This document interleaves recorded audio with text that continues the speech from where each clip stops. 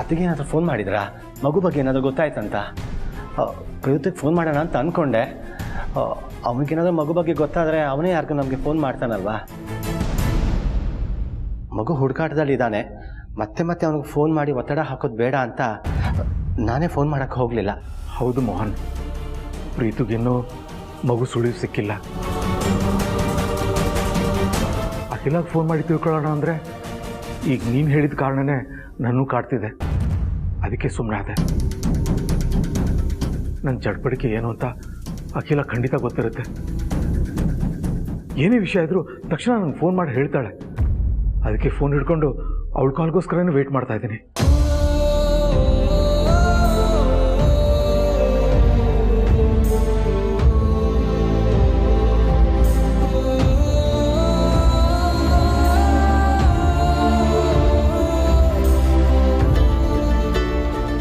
ಅಖಿಲದ phone. ಅಣ್ಣ, ಮಗು ಸಿಕ್ಕಿರ್ಬೇಕು ಅಂತ ಅನ್ಸುತ್ತೆ. ಮಗು ಮನೆ ಕರ್ಕೊಂಬರ್ತೀನಿ ಅಂತ ಹೇಳೋದಕ್ಕೆ ಫೋನ್ ಮಾಡಿರ್ಬೇಕು. ಹೌದು. Loud speaker. ಅಖಿಲ, ಮಗು ಸಿಕ್ತಾ? ರಘು, ನಮ್ಮ ಮೊಮ್ಮಗು ದೇವ್ರ ಸನ್ನಿಧಾನದಲ್ಲಿ ದೇವಸ್ಥಾನದಲ್ಲೇ ಸಿಗುತ್ತೆ ಅನ್ನೋ ತರ ಸೂಚನೆ ಕೊಟ್ಟಿದ್ರಿಂದ ಬೆಳಿಗ್ಗೆ ಮನೆ ಬಿಟ್ಟಾದ್ನಿಂದ ಇಲ್ಲಿವರೆಗೂ ಅದೆಷ್ಟೋ ದೇವಸ್ಥಾನಗಳಲ್ಲಿ ಹುಡುಕಿದ್ವಿ. ಆದ್ರೆ ಮಗು ಬಗ್ಗೆ ಒಂದೇ ಒಂದ್ ಸಣ್ಣ ವಿಷಯನೂ ಗೊತ್ತಾಗ್ಲಿಲ್ಲ ರಘು. ಅಖಿಲ, ನಿನ್ ನಂಬಿಕೆ ಯಾವತ್ತೂ ಸುಳ್ಳಾಗಲ್ಲ. ಆ ನಂಬಿಕೆ ನನಗಿದೆ. ಅಲ್ಲ ಅಖಿಲ, ದೇವಸ್ಥಾನದಲ್ಲೇ ಮಗು ಸಿಗುತ್ತೆ ಅಂತ ಗುರುಗಳು ಹೇಳಿದ್ರ? ನೀನ್ ಸರಿಯಾಗಿ ಕೇಳಿಸ್ಕೊಂಡ್ಯಾ? ಅಲ್ಲ ರಘು, ನಮ್ಮ ಮೊಮ್ಮಗು ಬಗ್ಗೆ ಗುರುಗಳು ಹೇಳಿದ್ದನ್ನ ನಾನ್ ತಪ್ಪಾಗಿ ತಿಳ್ಕೊಳ್ಳೋದಕ್ಕೆ ಸಾಧ್ಯನಾ? ಇಲ್ಲ ರಘು, ಗುರುಗಳು ತುಂಬಾ ಸ್ಪಷ್ಟವಾಗಿ ಹೇಳಿದ್ದಾರೆ ದೇವ್ರ ಸನ್ನಿಧಿಯಲ್ಲೇ ಮಗು ಸಿಗುತ್ತೆ ಅಂತ. ಅವ್ರು ಹೇಳಿರೋ ಮಾತು ಯಾವತ್ತೂ ತಪ್ಪಾಗೋದಕ್ಕೆ ಸಾಧ್ಯನೇ ಇಲ್ಲ. ಆದ್ರೆ ಅವ್ರು ಕೊಟ್ಟ ಸೂಚನೆಯಲ್ಲಿ ಎಲ್ಲೋ ಏನೋ ಒಂದು ಪಾಯಿಂಟನ್ನ ನಾವು ಬಿಡ್ತಾ ಇದ್ದೀವಿ ಅಂತ ನನ್ನ ಮನ್ಸಿಗೆ ಅನ್ನಿಸ್ತಾ ಇದೆ. ಬಟ್ ಈಗಲೂ ನನ್ಗೆ ಅರ್ಥ ಆಗದೆ ಇರೋದು ಅದೇನೆ. ಆದ್ರೆ ನನ್ನ ಗುರುಗಳ ಮಾತಿನ ಮೇಲೆ, ದೇವ್ರ ಮೇಲೆ ನಂಬಿಕೆ ಇದೆ. ಇಲ್ಲಿವರೆಗೂ ಕರ್ಕೊಂಡು ಬಂದ ದೇವ್ರು ನಮ್ಗಿದನ್ನು ಅರ್ಥ ಮಾಡಿಸ್ದೆ ಬಿಡ್ತಾನ? ಬೆಳಗಿಂದ ನಿಮ್ಮ ಹತ್ರ ಮಾತಾಡಿರ್ಲಿಲ್ವಲ್ಲ, ಅದಕ್ಕೆ ಈಗ ಕಾಲ್ ಮಾಡಿದೆ. ನೀವೇನು ವರಿ ಮಾಡ್ಕೋಬೇಡಿ. ನಾನಿವತ್ತು ಮನೆಗೆ ಬರೋದು ನಮ್ಮ ಮೊಮ್ಮಗುನ ಕರ್ಕೊಂಡೆ. ಇದನ್ನ ಜನನಿಗೂ ಹೇಳ್ಬಿಡಿ. ಸರಿ ಅಖಿಲ.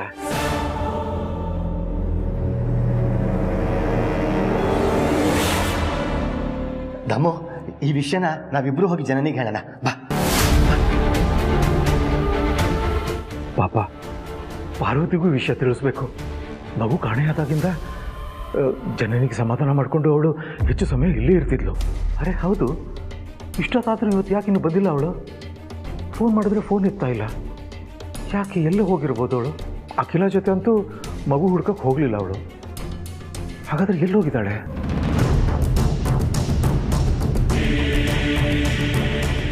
ಇದು ನನ್ನ ಮಗು, ನಾನು ಯಾರಿಗೂ ಕೊಡಲ್ಲ ಅಂದ್ರೆ ಏನ್ ಅರ್ಥ ಯಜಮಾನ್ರೆ? ಈ ಮಗುನ 9 ತಿಂಗಳು ಹೊಟ್ಟೆಲಿ ಇಟ್ಕೊಂಡಿದ್ದೋಳು ನಾನು. ಎಲ್ಲ ನೋವುಗಳನ್ನು ಸಹಿಸ್ಕೊಂಡು ಜನ್ಮ ಕೊಟ್ಟೋಳು ನಾನು.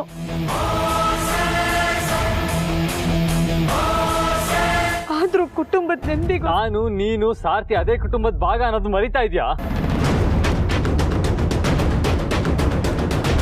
ಮಗು ನಮ್ ಜೊತೆಗಿರಲ್ಲ ಅಂದ್ರೆ ನಾನ್ ನೆಮ್ಮದಿಯಾಗಿರಲ್ಲ. ನಾನು ಕೂಡ. ನೀನು ಕೂಡ ನೆಮ್ಮದಿಯಾಗಿರಲ್ಲ, ಅದ್ ನನಗೂ ಗೊತ್ತು.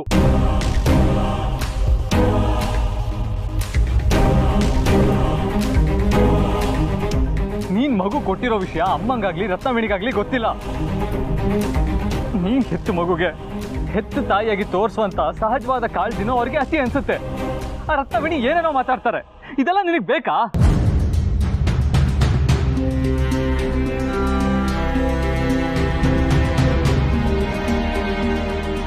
ನೋಡ್ಪಾರು, ಆಗಿದ್ದಾಗ ಹೋಗಿದೆ. ಇವಾಗ ನಮ್ಮ 3 ಜನ ನೆಮ್ಮದಿ ಇರೋದೆ ನಮ್ಮ ಮಗಳನ್ನ ನಮ್ಮ ಹತ್ರ ಉಳಿಸ್ಕೊಳ್ಳೋದ್ರಲ್ಲಿ. ತಿಳ್ಕೋಬೇಕಾಗಿರೋದು ನೀವ್ ಯಜಮಾನ್ರೆ. ಮಗು ನಮ್ ಜೊತೆ ಇಲ್ದೇ ಇದ್ರೆ ನಾವು ಚುಚ್ಚು ಮಾತುಗಳನ್ನ ಕೇಳ್ಬೇಕಾಗತ್ತಷ್ಟೇ. ಆದ್ರೆ ನಾವೇನ್ ಸತ್ತೋಗೋದಿಲ್ಲ. ಅದೇ ಮಗು ಅವಳ್ದಲ್ಲ ಅನ್ನೋ ಸತ್ಯ ಜನನಿಗೆ ಗೊತ್ತಾದ್ರೆ ಖಂಡಿತ ಅವಳು ಬದುಕುಳಿಯೋದಿಲ್ಲ ಯಜಮಾನ್ರೆ. ಇಡೀ ಕುಟುಂಬದ ನೆಮ್ಮದಿ ಸತ್ತೋಗುತ್ತೆ. ಅರ್ಥ ಮಾಡ್ಕೊಳ್ಳಿ ಯಜಮಾನ್ರೆ. ನನ್ ಕರಳ್ ಬಳ್ಳಿನೇ ಕಿತ್ತು ಬೇರೆ ಕಡೆ ಬೆಳೆಯೋದಿಕ್ ಬಿಡೋದು ನನಗೂ ಕಷ್ಟನೇ. ಆದ್ರೆ ಒಂದ್ ಜೀವಕ್ಕಿಂತ ಅರ್ಸನ್ ಕೋಟೆ ನೆಮ್ಮದಿಗಿಂತ ನಮ್ ನೋವು ದೊಡ್ಡದಲ್ಲ ಅಲ್ವಾ ಯಜಮಾನ್ರೆ? ಮಗುನ್ ಕೊಟ್ಬಿಡೋಣ ಯಜಮಾನ್ರೆ. ನಮ್ ಮಗು ಯಾವತ್ತಿದ್ರು ಅರ್ಸನ್ ಕೋಟೆ ಕುಡಿನೇ ತಾನೆ. ಅರ್ಸನ್ ಕೋಟೆಲೆ ಬೆಳೆಯುತ್ತೆ.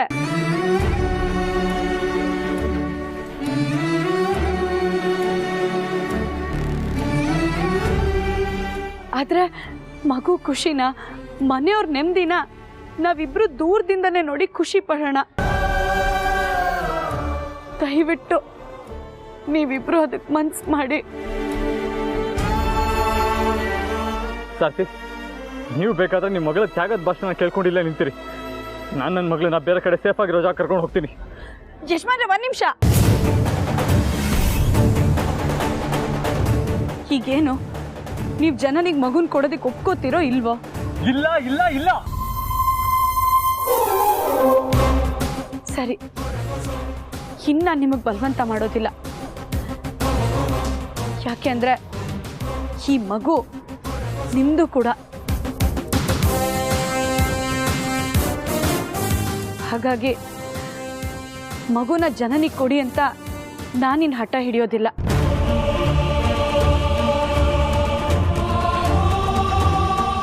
ನೀವು ನಿಮ್ಮ ಮಗುನ ಎಲ್ಲ ಕರ್ಕೊಂಡು ಹೋಗ್ತಿರೋ ಹೋಗಿ. ನಾನು ಹೋಗ್ತೀನಿ ಪೊಲೀಸ್ ಸ್ಟೇಷನ್ಗೆ. ಪೊಲೀಸ್ ಸ್ಟೇಷನ್ಗ? ಹೌದು. ಯಾಕೆ? ರತ್ನವೇಣಿಯವ್ರಿಗೆ ಮೊದಲೇ ಮಗುನ ಕದ್ದಿರೋದು ನಾನೇ ಅನ್ನೋ ಅನುಮಾನ ಇದೆ. ಆ ಅನುಮಾನ ನಿಜ. ಮಗುನ ಕದ್ದಿರೋದು ನಾನೇ ಅಂತ ಒಪ್ಕೊಳ್ಳೋದಕ್ಕೆ.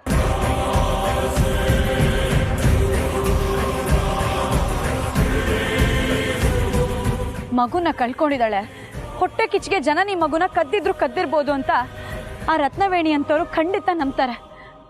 ಎಲ್ಲರೂ ಸೇರಿ ಅದೇನ್ ಶಿಕ್ಷೆ ಕೊಡ್ತಾರೋ ಕೊಡ್ಲಿ. ಯಾಕೆ ಹೀಗೆಲ್ಲ ಮಾತಾಡಿ ಹೊಟ್ಟೆ ಉರಿಸ್ತೀಯ ಪಾರು?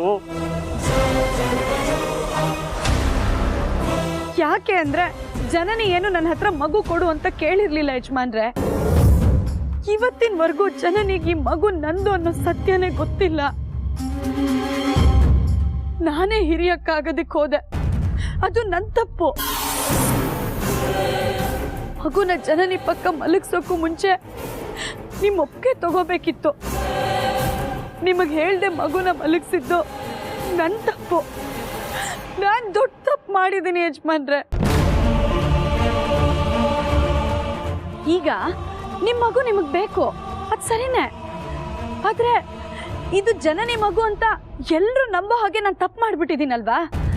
ಅದಕ್ಕೇನು ಪರಿಹಾರ?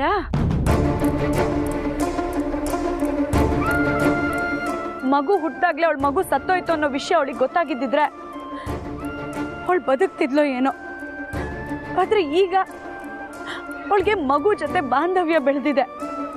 ಇಂಥ ಸಮಯದಲ್ಲಿ ಹೋಗಿ ಇದು ನಿನ್ ಮಗು ಅಲ್ಲ ನನ್ನ ಮಗು ಅಂತ ಹೇಳಿದ್ರೆ ಅವಳು ಸಹಿಸ್ಕೋತಾಳ ಯಜಮಾನ್ರೆ? ತನ್ನಿಂದ ಆಗಿರೋ ಈ ತಪ್ಪಿಗೆ ಅತ್ಯಮ್ಮ ಅಂತೂ ನನಗೆ ಶಿಕ್ಷೆ ಕೊಡ್ತಾರೋ ಇಲ್ವೋ ಗೊತ್ತಿಲ್ಲ. ಆದ್ರೆ ನನಗೆ ಪ್ರಾಯಶ್ಚಿತ್ತ ಅನ್ನೋದು ಆಗ್ಲೇಬೇಕಲ್ವ ಯಜಮಾನ್ರೆ? ಅದಕ್ಕೆ ನೀವು ಹೋಗಿ ಈ ಮಗು ನಮ್ದು ಅಂತ ಹೇಳೋಷ್ಟರಲ್ಲಿ ನಾನು ಇದು ಜನನಿ ಮಗು, ಇದನ್ನ ಕಳ್ತನ ಮಾಡಿದ್ ನಾನು ಅಂತ ಸ್ಟೇಷನಲ್ಲಿ ಹೋಗಿ ಕೂರ್ತೀನಿ. ನೀನೇ ಹೋಗಿ ಈ ಮಗು ಜನನಿದು ಅಂತ ಹೇಳಿದ್ರೆ ಎಲ್ಲರೂ ನಂಬ್ತಾರೆ.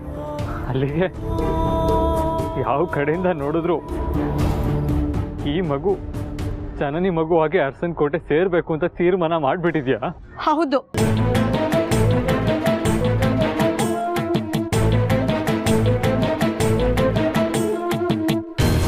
ಅದಕ್ಕೆ ಕಡೆ ಸಲ ಕೇಳ್ತಾ ಇದ್ದೀನಿ, ಹೀಗೇನು ಮಗುನ ಜನನಿ ಕೊಡೋದಕ್ಕೆ ನೀವು ಒಪ್ಕೋತಿರೋ ಇಲ್ಲ ಇದೇ ಮಗು ಕಳ್ತನದ ಆರೋಪದ ಮೇಲೆ ನಾನು ಶಿಕ್ಷೆ ಅನುಭವಿಸ್ಲೋ?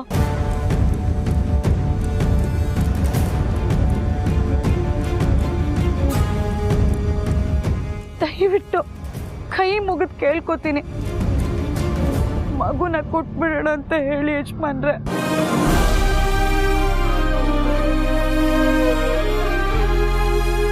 ಮಗುನ ಜನನಿಗೆ ಕೊಟ್ಟು ಕಂಪಾಡಿಗೆ ನಾವು ಇಟ್ಬಿಡೋಣ ಯಜಮಾನ್ರೆ.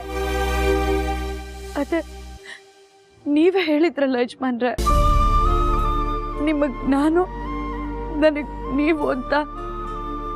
ಹಾಗೆ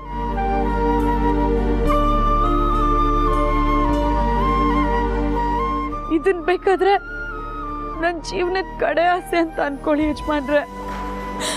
ದಯವಿಟ್ಟು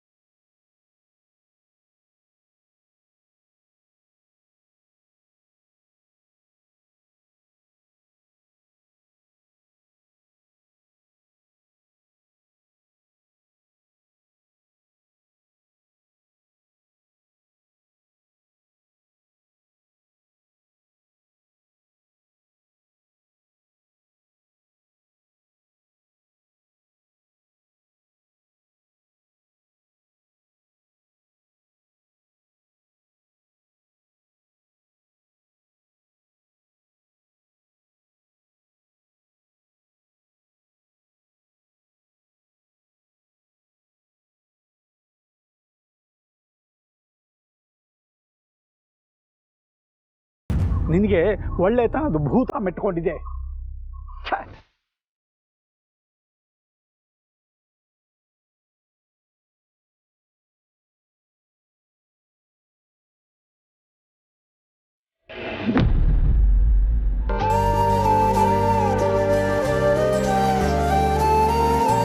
ಹಲೋ ಅಪ್ಪೋರೆ.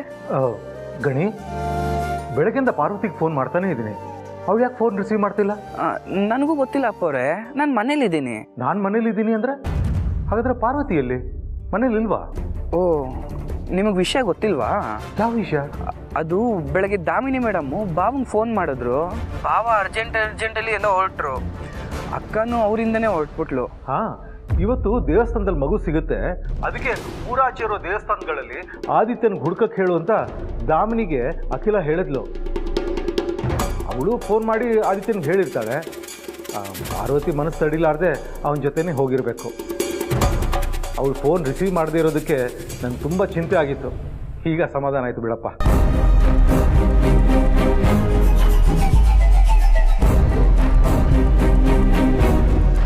ಪಾರ್ವತಿ ನಮ್ಮ ಮನೆಗೆ ಅದೃಷ್ಟ. ಯಾರು ಗೊತ್ತು, ಇವತ್ತು ನಮ್ಮ ಮನೆಗೆ ಪಾರ್ವತಿನ ಮಗು ಕರ್ಕೊಂಡು ಬರ್ಬೋದು.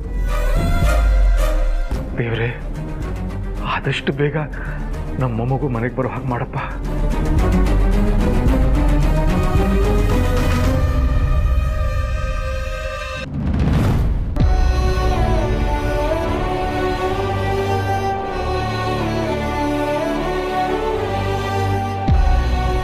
ಯಜಮಾನ್ರೆ, ನನಗೆ ಅರ್ಥ ಆಯ್ತು ಬಿಡು ಪಾರು.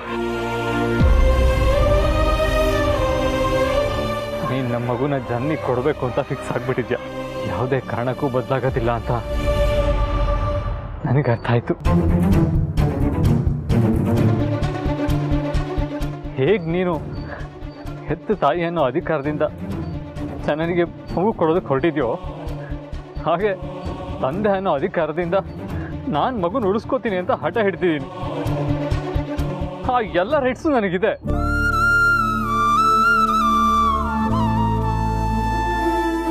ಬೇಕಾದ್ರೆ ನಿನಗೆ ಡೆಲಿವರಿ ಮಾಡಿಸಿ ಡಾಕ್ಟರ್ ಹತ್ರ ನನ್ನ ಮನೆಯವ್ರ ಮುಂದೆ ಎಲ್ಲ ಸತ್ಯ ಹೇಳಿಸ್ಬೋದು. ಆದರೆ ನಾನು ಹಾಗೆ ಮಾಡಲ್ಲ. ನಿನ್ನ ಮನಸ್ಸಿಗೆ ವಿರುದ್ಧವಾಗಿ ನಾನು ಮಗುನ ಉಳಿಸ್ಕೊಂಡ್ರೆ ನಿನ್ನ ಮನಸ್ಸಿಗೆ ನೋವಾಗುತ್ತೆ. ಅದು ನನಗೆ ಬೇಡ. ನಿನ್ನ ಕೈಗೆ ಮಗುನ ಕೊಟ್ಟಾಯ್ತಲ್ಲ, ಈಗಲೇ ಜನರಿಗೆ ಮಗುನ ಕೊಟ್ಬಿಡು.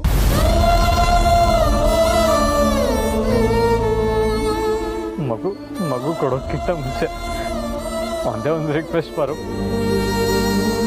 ಮಗು ನಾಮಕರಣ ಎಷ್ಟೋರ್ ತಾನೇ ಮಾಡಬೇಕು. ಮಗು ಅಪ್ಪ ಅದು ಅಂತಾನೆ ಅದ್ರ ಕಿವಿಲಿ ಅದ್ರ ಹೆಸರು ಹೇಳಬೇಕು. ಅದರಪ್ಪ ನಾನಲ್ವಾ?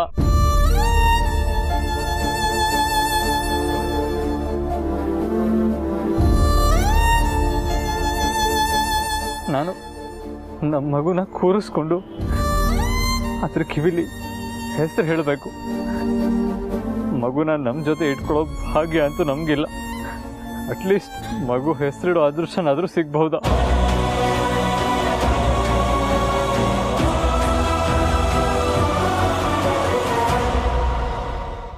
ಆದರೆ ಈ ಮಗುನ ಅರಸನಕೋಟೆಗೆ ತೊಗೊಂಡೋಗಿ ಕೊಟ್ಟರೆ ಈ ಮಗುಗೆ ನಾಮಕರಣ ಮಾಡೋ ಅವಕಾಶ ನಿಮಗೆ ಸಿಗಲ್ಲ ದೊಡ್ಡ ಯಜಮಾನ್ರೆ. ಜನನಿ ಮತ್ತೆ ಚಿಕ್ಕ ಯಜಮಾನ್ರನ್ನ ನಾಮಕರಣ ಶಾಸ್ತ್ರ ಕೂರಿಸ್ಬಿಡ್ತಾರೆ ಅಖಿಲಮ್ಮನವರು. ಅದಕ್ಕೆ ಇಲ್ಲೇ ನಾಮಕರಣ ಮಾಡಿಬಿಡೋಣ. ದೊಡ್ಡ ಗುರುಗಳು ಇಟ್ಕೊಟ್ಟಿರೋ ಮೊದಲನೇ ಮುಹೂರ್ತದಲ್ಲೇ ನಾಮಕರಣ ಮಾಡಿಬಿಡೋಣ.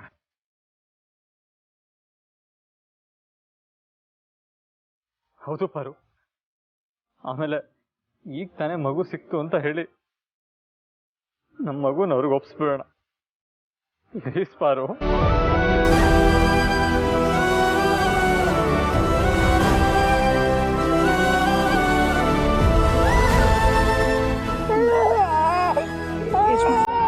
ಮಗುಗೆ ಅದಕ್ಕೆ ಅಳ್ತಾ ಇದೆ. ನಾನು ಹಾಲು ಕೊಡ್ತೀನಿ.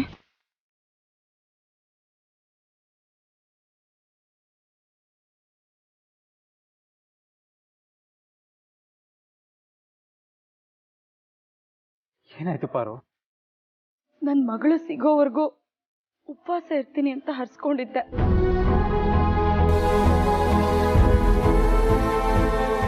ನಾನೇ ಊಟ ಮಾಡಿಲ್ಲ ಅಂದಮೇಲೆ ಹಾಲೆಲ್ಲಿಂದ ಬರುತ್ತೆ?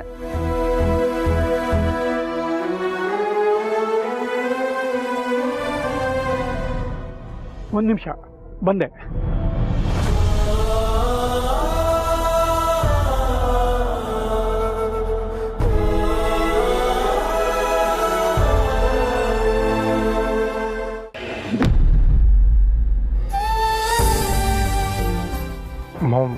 ಮಗು ಬಗ್ಗೆ ಏನಾದರೂ ಗೊತ್ತಾಯ್ತಾ? ಅಂದ್ರೆ ನಿನಗೂ ಮಗು ಬಗ್ಗೆ ಏನೂ ಸುಳಿವು ಸಿಕ್ಕಿಲ್ಲ ಅಂತಾಯ್ತು. ಬೆಳಿಗ್ಗೆಯಿಂದ ಲೆಕ್ಕ ಇಡಕ್ಕಾಗದಿರೋಷ್ಟು ದೇವಸ್ಥಾನಗಳಿಗೆ ಹೋಗಿ ಬಂದ್ವಿ. ಅಲ್ಲಿರೋ ಅರ್ಚಕರನ್ನು ವಿಚಾರಿಸಿದ್ವಿ, ಮತ್ತು ಅಲ್ಲಿರೋ ಭಕ್ತಾದಿಗಳನ್ನೂ ಕೇಳಿದ್ವಿ. ಬಟ್ ಮಗು ಬಗ್ಗೆ ಏನು ಕ್ಲೂನೂ ಸಿಗ್ತಾ ಇಲ್ಲ. ಆದರೆ ಬೆಂಗಳೂರಿನಲ್ಲಿ ಇನ್ನೂ ಬೇಕಾದಷ್ಟು ದೇವಸ್ಥಾನಗಳಿವೆ. ಬಟ್ ಅಷ್ಟು ದೇವಸ್ಥಾನಗಳನ್ನ ಒಂದೇ ದಿನದಲ್ಲಿ ಹೇಗೆ ಕವರ್ ಮಾಡೋಕ್ಕಾಗತ್ತೆ ಮಾಮ್? ಅಷ್ಟು ದೇವಸ್ಥಾನಗಳಿಗೂ ಹೋಗೋ ಅವಶ್ಯಕತೆನೇ ಬರೋದಿಲ್ಲ. ಅಂದರೆ ಇಂಥದ್ದೇ ದೇವಸ್ಥಾನದಲ್ಲಿ ಮಗು ಏನಾದರೂ ಸಿಗುತ್ತೆ ಅಂತ ಗುರುಗಳು ಹೇಳಿದ್ರ ಮಾಮ್? ಇಲ್ಲ, ಆದರೆ ನಾಮಕರಣದ ಸಮಯಕ್ಕೆ ಮುಹೂರ್ತಕ್ಕೆ ಮಗು ಸಿಕ್ಕೇ ಸಿಗುತ್ತೆ ಅಂತ ಗುರುಗಳು ಹೇಳಿದ್ದಾರೆ. ಅವರ ಭವಿಷ್ಯವಾಣಿ ಯಾವತ್ತೂ ತಪ್ಪಿದ್ದಿಲ್ಲ. ನಾಮಕರಣದ ಮುಹೂರ್ತ ತೀರಾ ಹತ್ತಿರದಲ್ಲಿದೆ. ಇನ್ಯಾವತ್ತು ಮಗು ಸಿಗುತ್ತೆ, ಹೇಗೆ ಸಿಗುತ್ತೆ, ಎಲ್ಲಿ ಸಿಗುತ್ತೆ ಅನ್ನೋದು ಗೊತ್ತಾಗ್ತಿಲ್ಲ ಮಾಮ್. ಗುರುಗಳ ಮಾತು ಯಾವತ್ತೂ ಸುಳ್ಳಾಗಲ್ಲ ಏನೋ. ಬಟ್ ಗುರುಗಳು ಮಗು ಸಿಗೋದ್ರ ಬಗ್ಗೆ ಹೇಳಿದ್ದನ್ನ ನಾವೇನಾದ್ರೂ ಮಿಸ್ ಮಾಡ್ಕೊಳ್ತಿದ್ದೀವ? ಒಂದ್ಸಲ ರೀಕಾಲ್ ಮಾಡ್ಕೊಳ್ಳಿ ಮಾಮ್.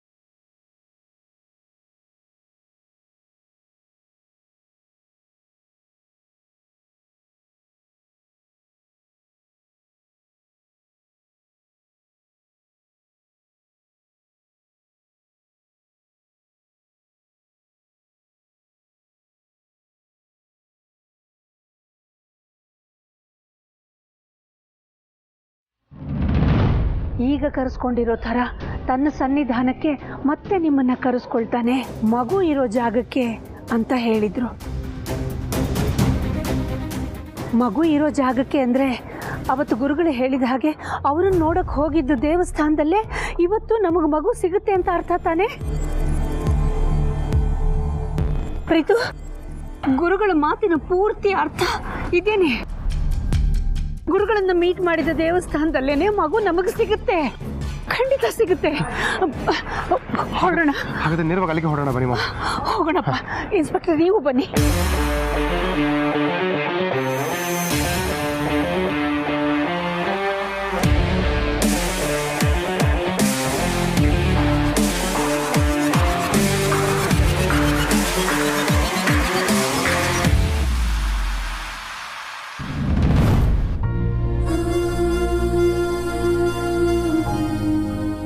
ಪುರೋಹಿತರೆ, ಯಾವುದೇ ಪೂರ್ವ ಸಿದ್ಧತೆ ಇಲ್ಲದೆ ನಾಮಕರಣ ಶಾಸ್ತ್ರ ಮಾಡಿಕೊಡಿ ಅಂತ ಹೇಳಿದೆ. ಇದರಿಂದ ತಮಗೆ ಒತ್ತಡ ಜಾಸ್ತಿ ಆಯ್ತೇನೋ, ಕ್ಷಮಿಸಿ. ಖಂಡಿತ ಇಲ್ಲ, ಆದರೆ ಬೇಜಾರಾಗ್ತಿರೋದಂತೂ ಸತ್ಯ. ನೀವು ನಿಮ್ಮ ಮೊಮ್ಮಗನ್ನ ಇಲ್ಲಿಗೆ ಯಾಕೆ ಕರ್ಕೊಂಬಂದ್ರಿ ಅಂತ ಮೊನ್ನೆನೇ ಹೇಳಿದ್ರಿ. ಆದರೆ ನೀವು ಕರ್ಕೊಂಬಂದ ಉದ್ದೇಶ ಕೊನೆಗೂ ಈಡೇರಲಿಲ್ವಲ್ಲ ಅಂತ ಮನಸ್ಸಿಗೆ ಬೇಜಾರಾಗ್ತಾ ಇದೆ. ಒಂದು ಕಡೆ ಮನುಷ್ಯನಾಗಿ ಸಹಜವಾಗೇ ಬೇಸರ, ಇನ್ನೊಂದು ಕಡೆ ಮನೆತನದ ನೆಮ್ಮದಿಗೋಸ್ಕರ ತನ್ನ ಹೆತ್ತ ಮಗಳನ್ನೇ ತ್ಯಾಗ ಮಾಡುವಾಗ ನಿಮ್ಮ ಮಗಳನ್ನ ನೋಡಿದ್ರೆ ಧನ್ಯತಾ ಭಾವ. ಒಟ್ಟಿನಲ್ಲಿ ಯಾವುದೂ ನಮ್ಮ ಕೈಲಿಲ್ಲ. ಈಗ ನಡೆದ್ರೆ ಚೆನ್ನಾಗಿರುತ್ತೆ ಅಂದ್ಕೊಳ್ಳೋದಷ್ಟೇ. ಆದರೆ ಪ್ರತಿಯೊಂದು ಆ ಭಗವಂತನ ಆಟ.